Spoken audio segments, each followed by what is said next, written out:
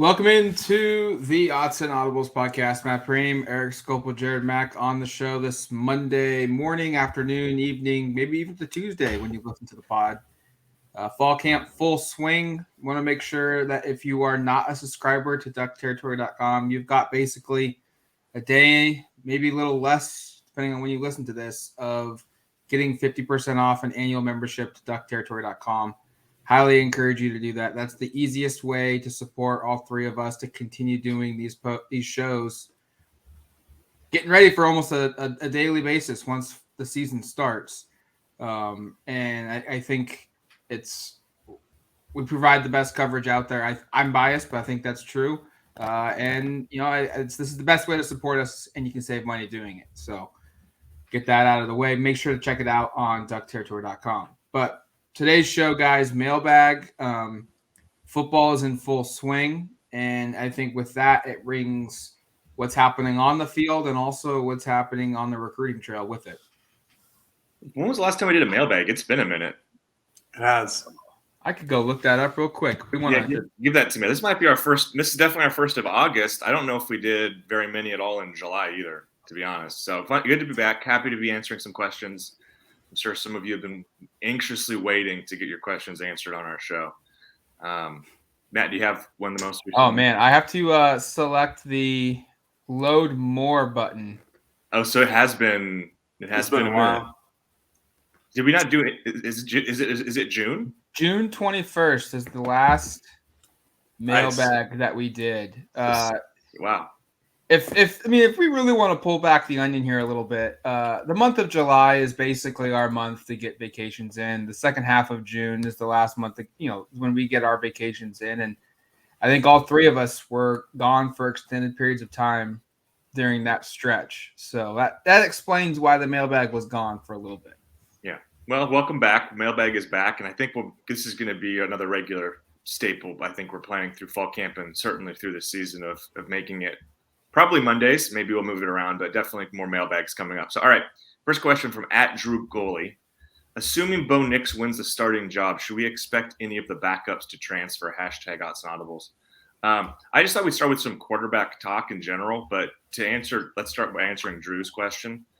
I think it's kind of hard to predict for a few reasons. I think what makes it somewhat difficult is the uncertainty about, and let's say his hypothetical, which I think we believe is likely to be the case, which is Nix will win the job, holds true. It's hard to know what to think about in 23 until we have total confirmation from Bo on if he's going to come back or not. He does have another year. I've seen that brought up in comment sections before of like, you guys are talking like he's definitely done after this year. Well, that was what he said when he came out here. Like it was on the record, I think, on local radio back in Auburn. I know we had a couple people saying you guys are making it up or something like that. No, you can go find it. I don't have it in front of me. Maybe I should have pulled it up so I'm not fake newsing. But that he said that's been said. And I think until we have total clarity that that's the case, it's kind of hard to make a prediction here. And I say that because if he wins the job, but he decides he's not coming back in 23, I don't think it makes much sense for either Ty Thompson or Jay Butterfield to transfer before giving themselves an opportunity in the spring. We don't know when Dontae Moore will arrive. We don't know the levels of which we expect Dontae Moore to be really freaking good. He's number 2 in our national rankings. He's the number 2 rated quarterback in the country. I mean, he's the best one of the best prospects Oregon's ever landed a commitment from. They also have to sign him. We have to make that note. I mean, there's still a couple months and things could go the other direction there. I'm not reporting it will, but I think you have to consider these. So I think it's kind of hard to know. And I don't think there's any benefit for Jay or Ty to transfer before the season starts because he won't be able to play immediately. Wouldn't you rather stay at Oregon hypothetically and you're an injury away from potentially being the starter for the rest of the season and maybe you prove yourself then? Maybe 2 injuries happen. I mean, that's not the craziest thing in the world. Oregon just lost like 4 of its top 5 linebackers last season. Mm-hmm. If 2 quarterbacks go down and let's say you're hypothetically Jay Butterfield's a third quarterback and he decides to transfer in August because he's not the starter in September, you're probably going to be at San Diego State or UNLV or wherever he ends up thinking, well, if I would have just stuck at Oregon, I might be the starting quarterback now. And A, that might have improved my stock for starting in Oregon in 23. Or B, what if I did really, really well and then suddenly I'm more attractive as a transfer candidate somewhere else even. So getting game action, I think, for both Ty and Jay would be a benefit. And sticking around throughout the season, to me, would give you more of an opportunity to do that than right now where they both basically haven't played more than a handful or two of snaps. I don't think they're going to transfer. Would it surprise me though? No. I don't think it would be the biggest shock if one of them left if they didn't get the job. Now, would I be surprised if both of them stay after the 2023 season when a starter has been named, the season has gone through the grind? Yeah, that would surprise me. When you have more and when you have Ty and you have Jay and if they add anybody else between them. But like Erik just laid out, the job is still there for them to win next season. If Bo sticks with his plan of being at Oregon for only 1 year. I mean, he's listed on the roster at Oregon as a senior when he has 2 years of eligibility. So I think the expectation is Bo's gone. And so you use this as a way to position yourself to be the front runner for the gig next spring. And I don't know if Dontae Moore is going to enroll early or not, but even if he does, Ty and Jay are going to have a really big leg up on Dontae going into 2023 spring. And that's not even knowing if, like you said, Erik, maybe Bo gets hurt and one of them has to play 4 games during the 2022 season. So I don't think we should expect one of them to transfer this season. Yeah, like Matt said, there's a lot of uncertainty. You know, if we all assume that he's the projected starter, which looks to be the case as we head into week 2 of fall camp. There's still a lot of uncertainty. So yeah, Ty and Jay could eventually find themselves in the football field for a long period of time. And maybe Nix, because he was injured, uses his second year eligibility. Or maybe he doesn't. And I was really trying to find where he said that, Erik. I couldn't do it. I didn't know what keywords to look up. So that's on me. But moving forward, you still have Ty and you still have Jay, both younger guys, both competitive, both talented individuals. And like Erik was mentioning, Dontae Moore still has to sign with the Ducks. Obviously, having him committed is a good step. You look at USC where Malachi Nelson was visiting A&M over the weekend. That's still good. There's still always going to be those rumors and those visits because this is what I would do if I were a 17 or 18-year-old 5-star recruit. This is what you would do. This is what anybody who's listening would do after they, if they're a 5-star, highly rated quarterback, go out and, I don't know, have fun, go to these different schools. So that's a different story. But in terms of answering Drew Goley's question of would I expect one of them to transfer, my answer is I don't know, maybe, because that's just kind of how the transfer portal is nowadays, is that you can jump into it whenever you'd like and you get that one free voucher for a transfer. And yeah, but Jared, it doesn't kick it. They couldn't play at their school. I think it's different in the spring than the fall. Yeah, of course. But are we talking like Bo Nix is named the starter 2 weeks from now and then 2 weeks and 1 day one of these guys are transferring? Or it's like that's how I'm reading it. Maybe not. If we're talking in general, then I like if the order of operations is Bo Nix is named the starter, and at some point will one of these guys transfer, then yeah, I probably think at some point one of those guys do transfer. But I don't think it's like the next day. I don't think it's like a order of operations that way, personally. Yeah, I don't think it would be the next day either. Could I see it happening further into the year? Yeah, I think the best, maybe not the best possibility, but the most likely possibility is that somebody is named a starter and someone is very clearly the number 2 quarterback. And as the number 3 quarterback, they have to decide whether or not they want to stick it out to be the number 3 quarterback or they want to try and go be the number 1 quarterback at somewhere else. So I think if that situation manifests itself, then yeah, you could probably expect there to be a transfer. But as of now, I'm not sure that there is a clear 2. I'm not sure that there's a clear 1. So it's going to be an interesting fall camp. And to touch on that, like if the quarterback wants to transfer to go be a number one somewhere, realistically, the only place that they'll have that high probability of achieving that is at the FCS level. So it would be like, let's just say Jay loses the job and all of a sudden says, hey, Portland State hasn't figured out who their starting quarterback is yet. I'm going to just dip down to the FCS level and go play at Portland State. And that's for a quarterback that's got like 3 years of eligibility. That's a big step down. If this was like a transfer where if Bo Nix lost the gig, Right. and he only has 1 year of college eligibility, that would make more sense in my eyes, where, hey, I just need to go somewhere and who cares if it's at the FCS level. I just need to play and ball out because this is my last year. Yeah, no, and I think the point I would just make is unless it's so definitive who the number 2 is that the third guy is like, I have no chance of ever being the starting quarterback here. And I don't think Oregon staff wants to operate like that. I remember talking to Kenny Dillingham about it, about just how difficult it is to carry quarterbacks on a roster and kind of that kind of tightrope act you have to pull off of. You want everybody to be happy because people want to start and play right away. And to do that, some people get their feelings hurt and then they end up leaving and it hurts the program. So and that's what I come back to is if Nix isn't on the roster for 23, I know we're kind of belaboring this one, so we'll jump to the next question soon. But if Nix isn't on the roster or isn't expected to be in 23, you have just about as good of a chance of being the starter at Oregon in 23 as you would at most of the schools you would transfer to. And that's where I just don't necessarily see the benefit of transferring to a place where you have no chance of playing in 22, practicing with the team, unless you get a 100% guarantee somewhere else. And if that's the case, then that's probably somewhat disingenuous because I don't think you can transfer anywhere and expect to be given the starting job unless, as Matt said, it's like down a level. Mm-hmm. All right. Next one from @ScottHarper24. I think this is the first question from Scotty. Appreciate it. The question is, with the hype around Christian Gonzalez, Noah Sewell, Justin Flo, DJ Johnson, etc., it feels like Dante Manning has been getting overshadowed in a way. I think with Manning, he's my breakout player this year. People forget that this was an elite 5-star. What do you think he has to do to improve to get there?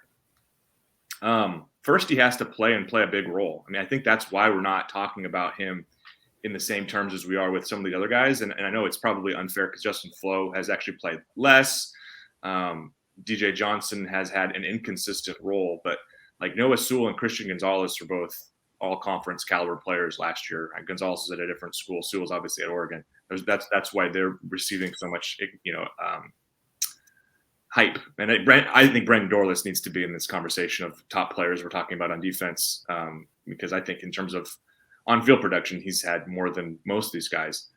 I think Dante Manning is super talented.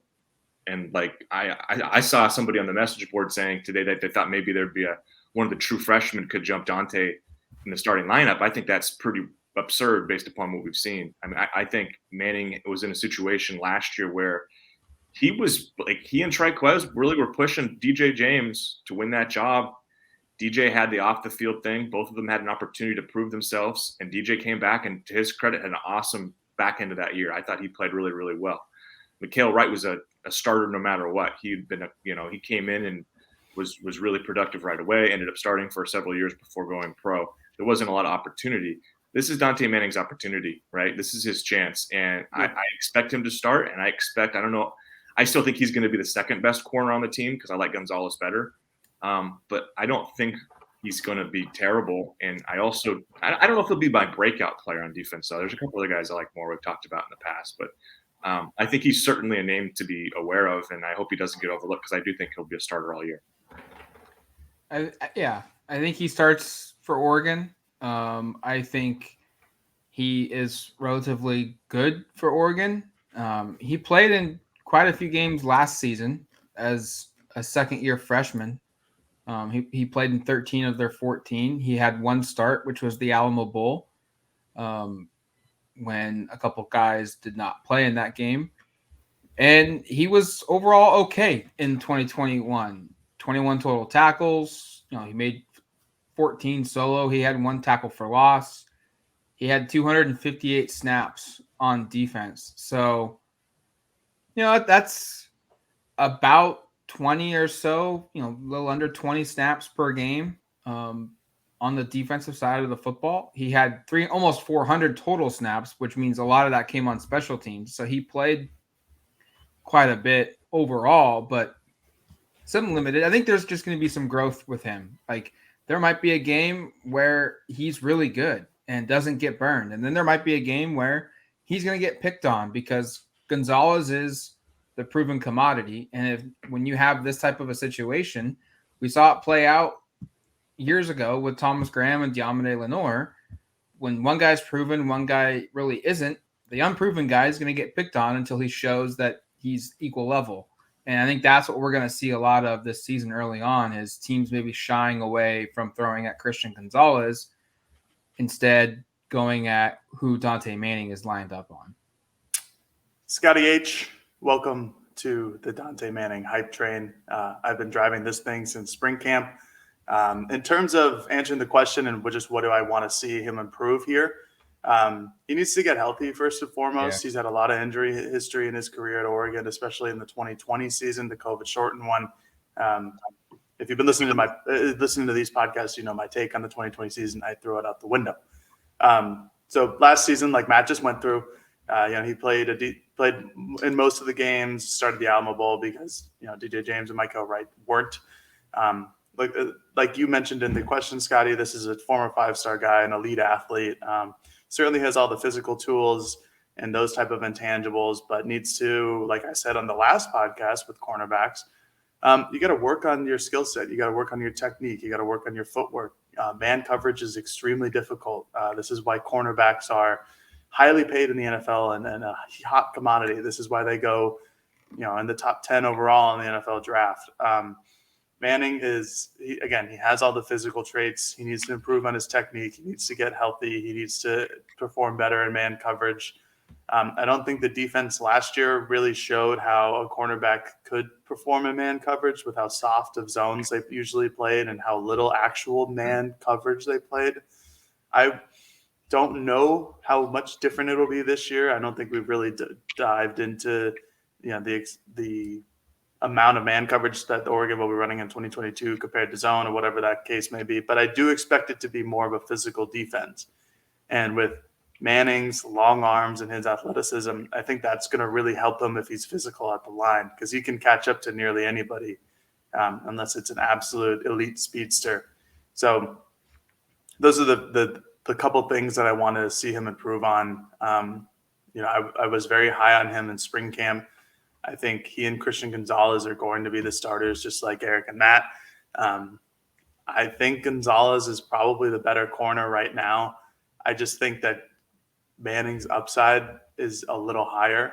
I just like the physical traits that Manning possesses a little more than Christian Gonzalez, even though Gonzalez is pretty much your ideal looking cornerback and one of the better physically imposing players on the team in the secondary. That's really nitpicking there. That's just a personal preference. I do think both of them will be good. As far as a breakout player, though, I don't know if Manning is a breakout player. I guess it's probably because he hasn't performed yet, but I think there are, like Erik mentioned, I think there's a couple other options that I would take over Manning. Let's hold that because I think the next question is asking for those kind of answers. I just had two thoughts on just to wrap up this and not belabor it too much. I think Gonzalez and Manning are fairly similar athletically and size-wise. Gonzalez was also a track guy who ran like sub 10.6. Oh, boom. In high school in Texas. Both of them are tall, longer guys. Manning, though, athletically is about as special as anyone's had it. He's a different body type than I think a lot of corners are. He does look similar to Diamador Lenore, but Lenore's like junior and senior season compared to Gonzalez's like sophomore season. And then it's an interesting body type. The last thing I was going to say is I do think you'll see, based upon what Georgia did, a lot of man, more man than we saw. I don't have. If someone sent this to me on Twitter, if there's like a website that has the breakdowns of what a collegiate defense is playing in terms of man or zone coverage or what kind of scheme they're running on, I'd love to know, like, if we could have that in compared. It could be an interesting story. Compare what Georgia did last year to what Oregon did the last couple of years. I just think that might be interesting and kind of perceiving how things might change. All right. Third one is, and I kind of hinted it might be something about a breakout, but from @BeADuck93, which second and third team players do you predict will surprise this season by playing beyond their expectations? I want to start at running back because I just think first off, I don't know what the order is. I know we've talked about this a little bit, but I think there's a bunch of guys that are in line to play and guys you would perceive. I think we all kind of perceive Byron Cardwell as the quote unquote number one. And I think that's fair because I would probably still pick him to start this season. But I also think like between Whittington and Dollars and Irving, I think all those guys are going to, I could see any of those three guys being the team's leading rusher, and that would certainly be beyond the expectations set for them. So I would say the group of running backs are an easy choice for me. I look at maybe a Patrick Herbert, and I want to see him healthy. This is more based upon just the way the roster is constructed. I haven't seen much of what Patrick can do since coming off injury. Honestly, practice has been a little bit limited in terms of what we've actually been able to see, but somebody's going to be the third tight end, and somebody's going to play quite a bit based upon what they're talking about and how they want to utilize tight end. So I think that's another one on offense. I think there's so many receivers that second and third team, I don't even know. I mean, I don't know if there's even enough balls to go around for. We mentioned Caleb Chapman a couple of days ago. Maybe he would be a pick for somebody to just kind of keep an eye on. Running down like defense, I'm on the Trevin Mai, Casey Rogers. I think a guy who has been a starter who hasn't been mentioned much, but I think will play a pretty sizable role. Like doesn't get discussed is Mace Funa. I think Mace has started more games than most of the guys in the front seven returning, and we rarely talk about him. I think that's a name to know. And then I guess in the secondary, I still think Steve Stevens is a guy who I don't know where he's going to fit, but this guy started 8 games last year. He started over Brian Addison. I know Tricoz Bridges was playing corner at the time, so it's not exactly the right fit, but there's a reason that the previous staff liked Stevens better than Addison. So I would say that's another name that I'm keeping an eye on.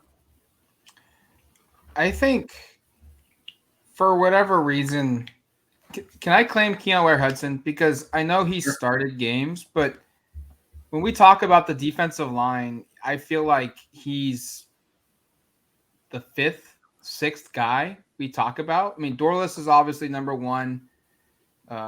Popo is up there. Taki is up there. We throw Braden Swinson. Eric brought up Trevin Mai, a guy I would agree with. I think he's a guy that wasn't healthy last season and late in the year, and the perception of him would be a lot different if he didn't get hurt last season. And I think he could end up being a starter, but I think at the end of the year, there's a good chance he's an all-conference caliber guy. I just think he's going to be really, really good for Oregon. I also think you look at linebacker, and Jackson LeDuc is going to be someone who he's a third-year redshirt freshman. I know Jared's really high on him, but he hasn't really played a ton. And I think he could push his way into where he just has to be on the field in some capacity. And then I don't want to take Tricoz Bridges because he's played a lot, but a lot like Keon, I think he could have an all-conference, whether it's honorable mention or second team or third team. I just think Bridges is a Swiss Army knife, and because of that, could be used in a whole bunch of different ways and have some high-level success. And at the end of the year, we're looking at a guy that is pretty darn impressive. Offensively, it's hard for me. I guess if I had to pick somebody on offense, I would probably pick a receiver, and I would probably do like a Seven McGee or a Chase Cota, being someone who the year prior didn't put up huge numbers, but maybe finds their way on some form of all-conference honors. This is a difficult one because defensively and for most of the offense, I feel like this team is almost set in stone. There's a few position battles that you kind of wonder about, but looking at who's coming off the bench, I think this is what the question is asking, right? The second and third team guys, Eric? Seems to be, yeah. Yeah, I think that's a more difficult one. I thought about offense first, and Caleb Chapman came to mind because I don't project him to be starting.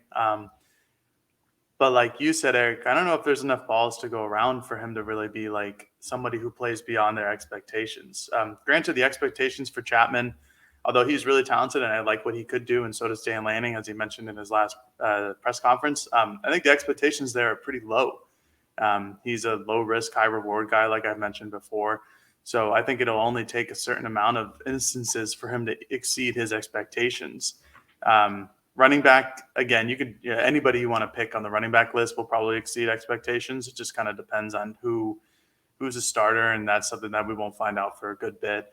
Now I'm just going to eventually go through every single position group here. I think one of the Jalils is probably my best bet for the defensive back, just because if there's one injury, then suddenly they're thrown into the starting lineup. But they'll be probably starting on the Pine for the first couple of games of the season, depending on an injury situation. If there is no injury situation, then they'll be on the Pine, just because the guys in front of them are better and more experienced. I think some names, just frankly, at safety. I think this will be kind of like the defensive line in a revolving door of situational players at situational times. JJ Greenfield, I think, is a name to watch. He was all over the field during spring camp. Again, so far in fall camp, we haven't really seen enough where there's an instance to a guy to make a play on anything. So it's hard to base these guesses off of what we've seen in fall camp. But JJ Greenfield, Damon David is back. We haven't seen a whole bunch of him, obviously, but I think he's another name to watch. I just think that's a position like defensive line, like Matt was saying with Keon Ware-Hudson, where those are positions where people will play a lot and multiple people will play a lot.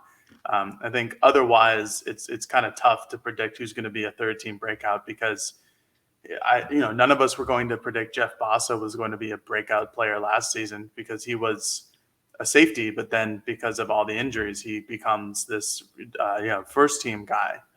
So I think that's the hard part, but those are just a couple names I think people need to keep their eyes on for now.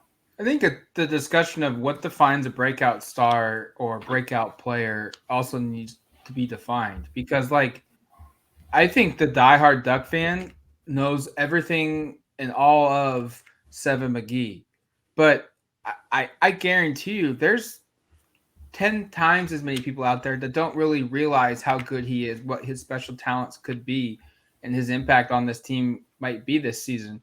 And by the middle of the year, there's going to be a large part of the fan base going, whoa, where did Seven McGee come from? And he might start.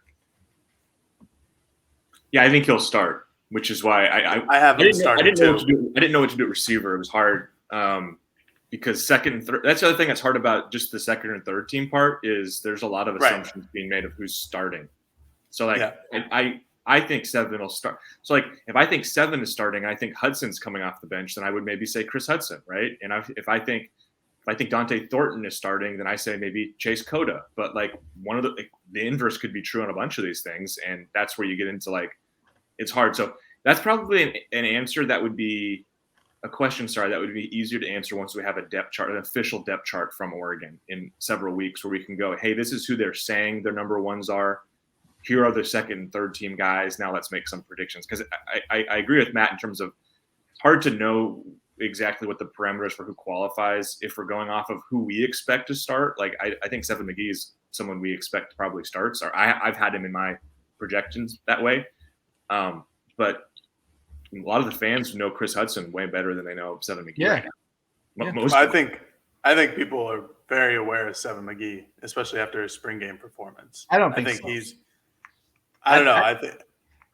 I think they are the people on our site on duckterritory.com. I think the people that listen to this podcast on a regular basis are, but that's not the masses of Oregon football.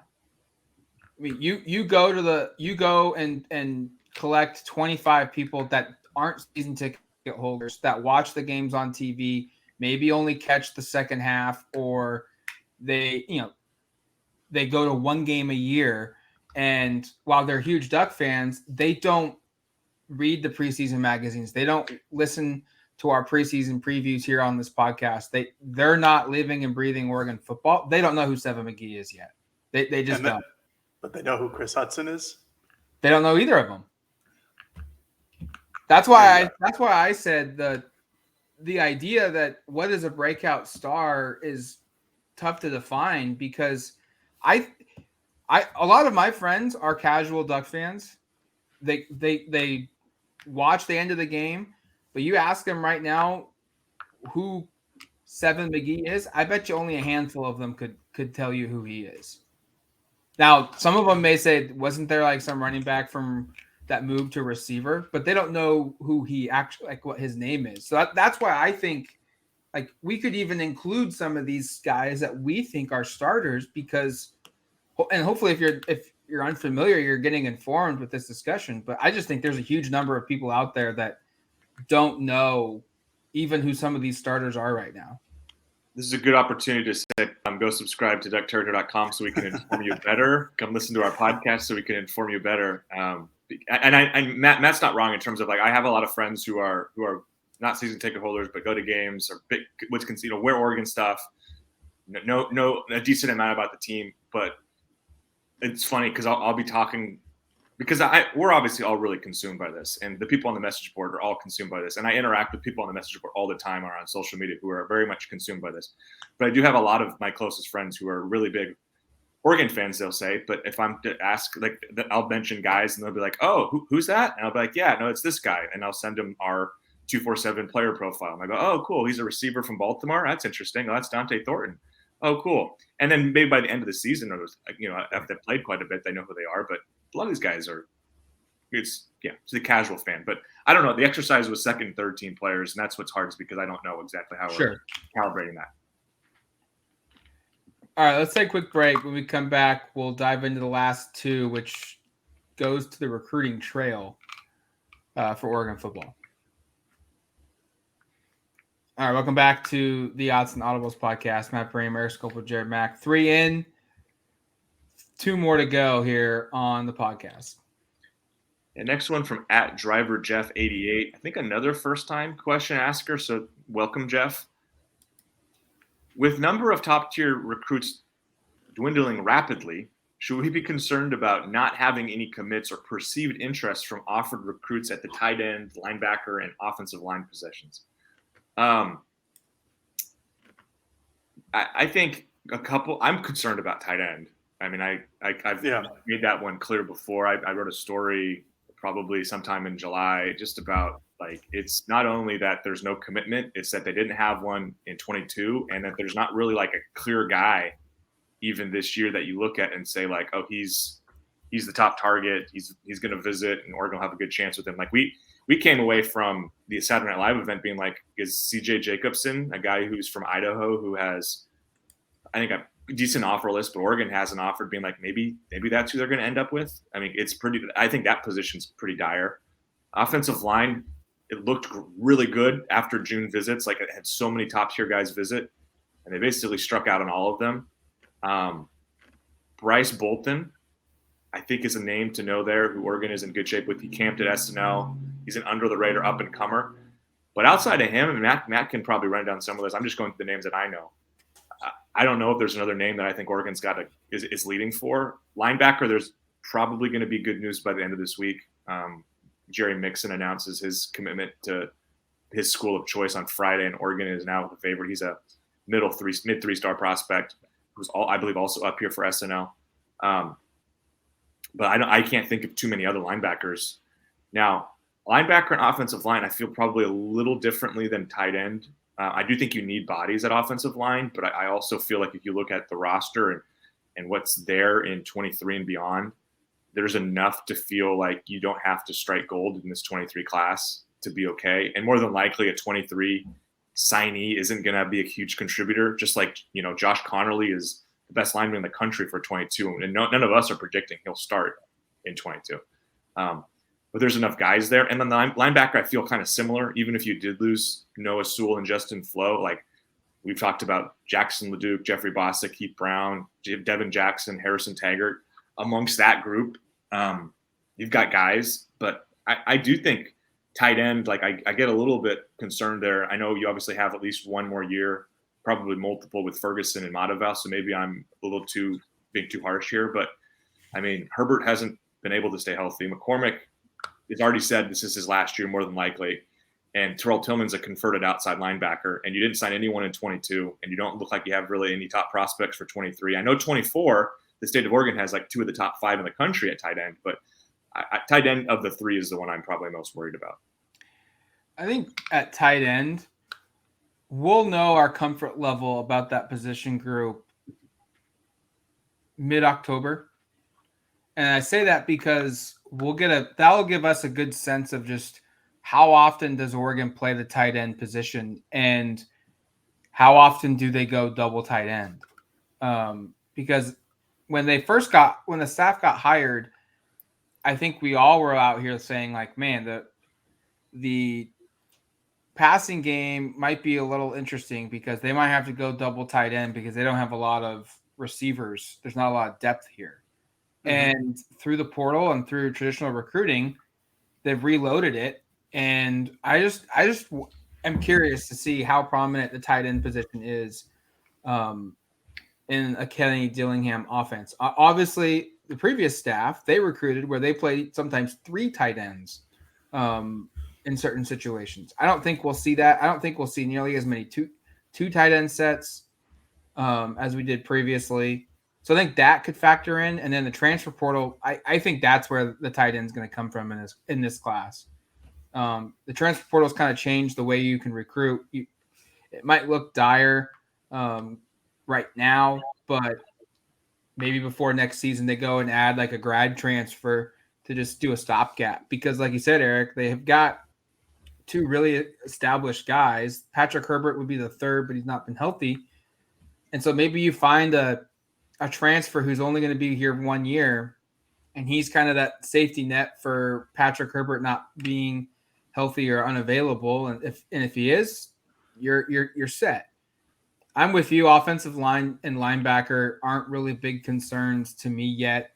Linebacker, they've PV, a linebacker from San Diego, Lincoln High School, same school from Tucker and Florence came from, 3-star linebacker, big dude. Mixon, like you said, Eric, he'll make his decision. Ducks are trending there. And it's like you mentioned, it's a position where unless they go out and get like a 5-star who just looks at it and says, I'm going to play no matter who's on the roster, it's kind of hard to recruit this position because Flo theoretically could be back. I guess Sewell theoretically could be back, but none of us expect that.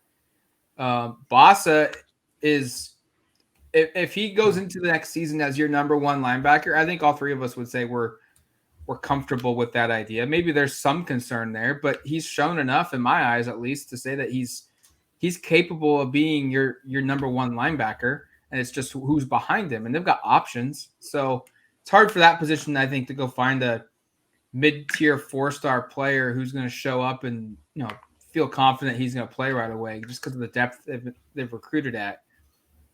And then offensive line, like there's options out there. Bolton is one that you mentioned.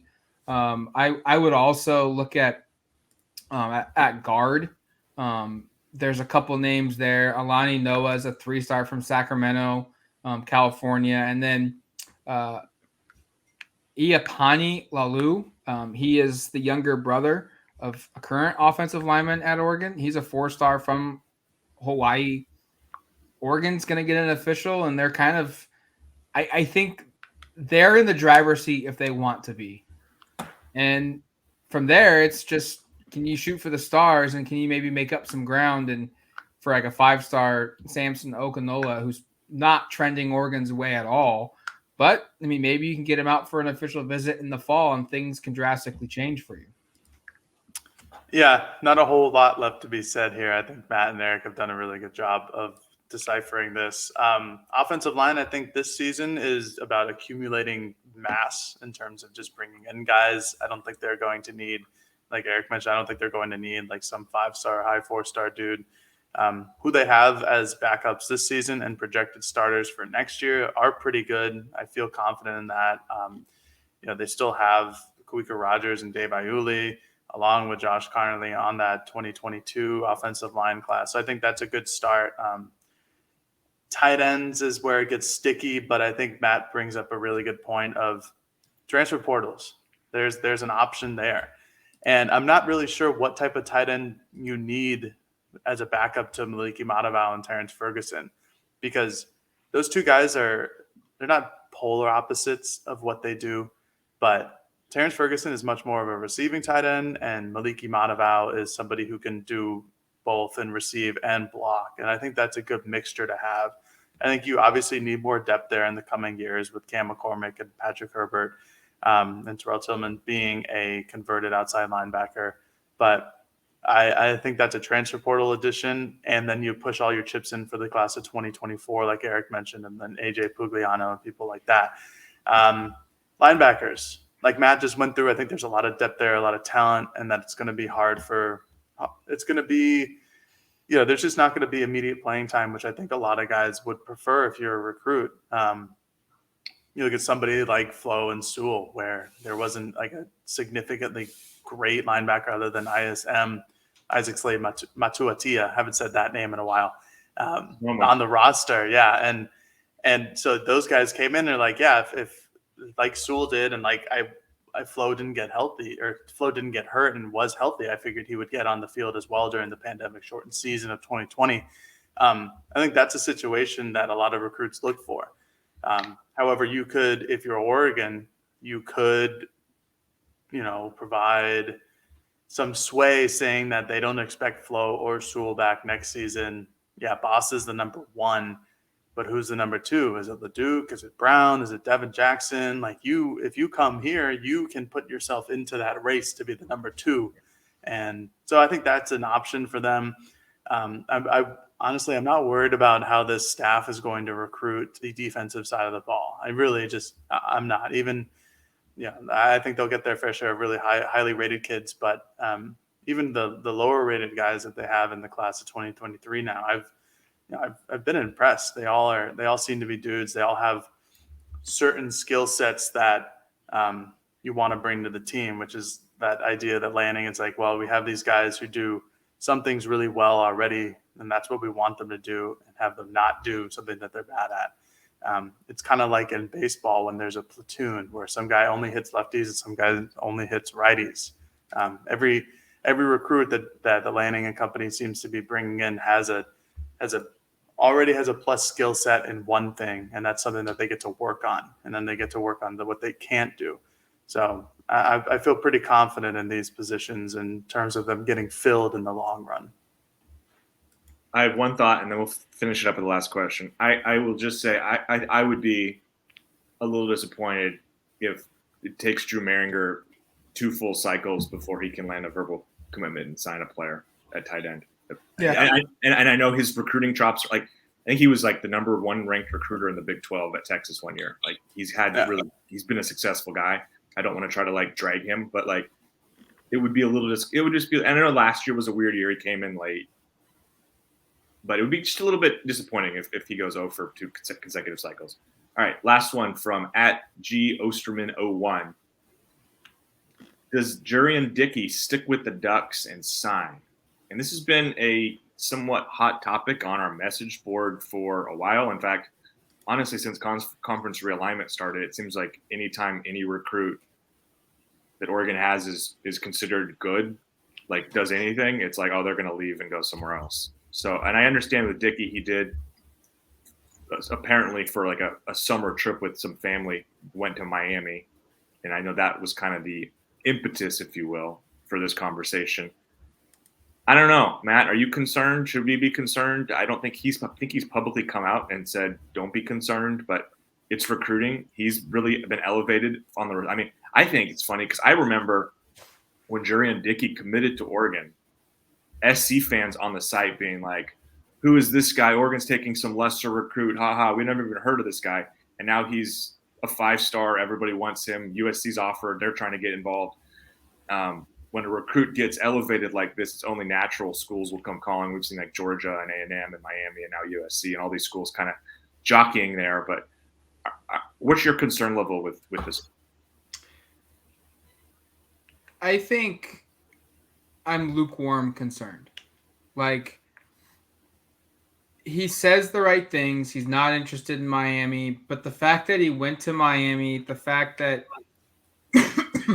excuse me, he stopped by their recruiting day event is a little concerning. I understand he wasn't there very long, but it is a little concerning. And I just think that this is something that Oregon, they can't look at it and say, hey, he's in. We've got him committed.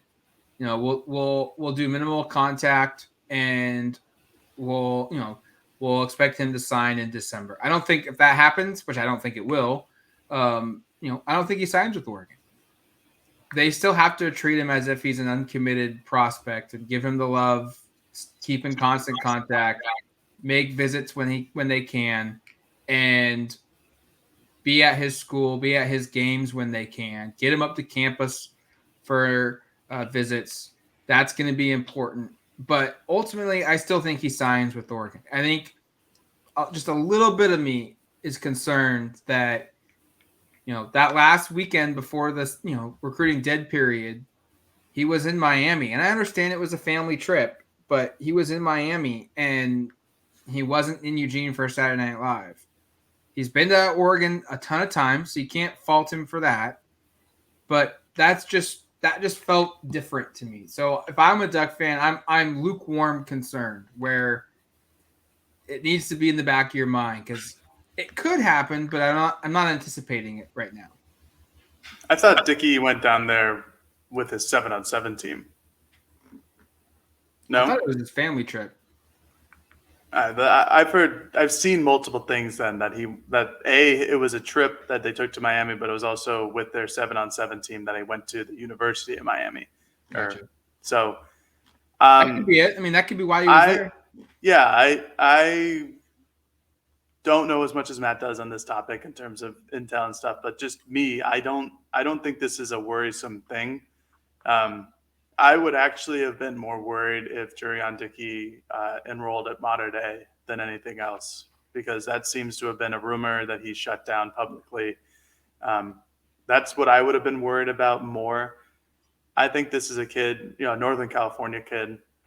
I think his connection with Oregon is really strong. It has been for years now with the old staff, with the new staff. I'm not surprised to see him go visit Miami. Like Erik brings up, this is now a 5-star prospect on the top 247. This is a guy who should have been recruited by everybody in the country, wasn't, and now has moved up and now is being recruited by everybody in the country. This is this is what I was talking about earlier. If you're Malachi Nelson, you go and visit Texas A&M. 17, 18-year-old kids that want to go out and see things. And I'm sure there's not a lot of trips to Miami that he's probably done. So if he can get one, might as well do it. Might as well see the campus. It's a staff he's familiar with too. I'm not that concerned. And it's sure, everything he said publicly has been right, I guess. That hasn't been the first time that's happened in the history of college football recruiting, where he ended up going somewhere else. But I still think that Oregon's in a really great spot here. I still feel like he really enjoys the school and still shows them plenty of love on social media channels. And he wasn't at SNL, but I think that's okay. I think he's gone to one already. He proved himself at that SNL, and he's already a commit. I don't think I'm too worried about this. I think it's interesting and it's newsworthy, but I don't think it's anything that's extremely concerning. I'm sorry. I'm trying to research why Jurrion went down. It sounds like he may have made a trip with his 7-on-7 team in June down there, and then he came back without them. Is what it is reading like based upon a couple of stories. FYI. So it's look. I just think if Oregon can just get him on campus again, and then right before National Signing Day, if he shows up, that's typically what schools do now, is they host that really big recruiting weekend for all their commits and top targets that last weekend. You should feel good. And I don't think it's something that you should be overly concerned about, but it's something that's it's worth tracking. It's just worth monitoring, and that's recruiting. And I think that's what, to its core, makes recruiting such a popular thing. Is even though you have a commit, or even if a guy committed to another school, there's that sliver of chance things could change, or sliver of chance you could flip a prospect. And for Oregon, with Jurrion Dickey, it's going to be, can they hold on to him? And I think ultimately, all three of us are kind of in agreement here that they should do that, which would be just a massive win for Lanning and company on the recruiting trail to have the 5-star join the program. All right, that's going to do it for us here on the Autzen Audibles podcast. Thank you for listening to the show. We'll be back later this week with another podcast, and then hoping to effort to get a big guest on for our Friday show. So keep on the lookout for that. Until then, you've been listening to the Autzen Audibles podcast. Talk to you later, folks. Peace.